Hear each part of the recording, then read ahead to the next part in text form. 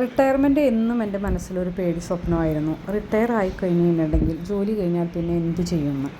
ഗൾഫിലായിരുന്നപ്പോൾ പൊതുവേ ഗൾഫിൽ വർക്ക് ചെയ്യുന്ന മെജോറിറ്റി ആൾക്കാർ ജോലി റിസൈൻ ചെയ്ത് നേരത്തെ നാട്ടിൽ വരുന്നവർ വളരെ കുറവായിരിക്കും. ആഗ്രഹം ഉണ്ടാവില്ല. അങ്ങനെ മനസ്സിൽ എന്തെങ്കിലും ചെയ്യണമെന്ന് തോന്നിയ കൂട്ടത്തിൽ തുടങ്ങിയതാണ് ഈ യൂട്യൂബ് ചാനലും. അതുപോലെ തന്നെ സ്കിൻ കെയർ എന്ന് പറയുന്നൊരു പരിപാടിയും കൂടി ഞാൻ തുടങ്ങി. അത് ഞാൻ തന്നെ ചെയ്ത് എനിക്ക് റിസൾട്ട് കിട്ടിയ കാര്യം പിന്നീട് അത് മാർക്കറ്റിലേക്ക് ഇറക്കാമെന്ന് വിചാരിച്ചു.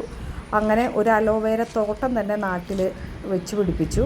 പക്ഷേ അത് പുല്ലൊക്കെ കയറി, കാരണം നോക്കാനൊന്നും ആരുമില്ലായിരുന്നു. അപ്പോൾ നാട്ടിൽ വന്ന് ഇപ്പോൾ അതിൻ്റെ പുല്ല് പറയും, അതുപോലെ തൈ നടലും വളമിടലും ഒക്കെ ഏറ്റെടുത്തു. അങ്ങനെ വലിയ ടൈം പാസ്സായി.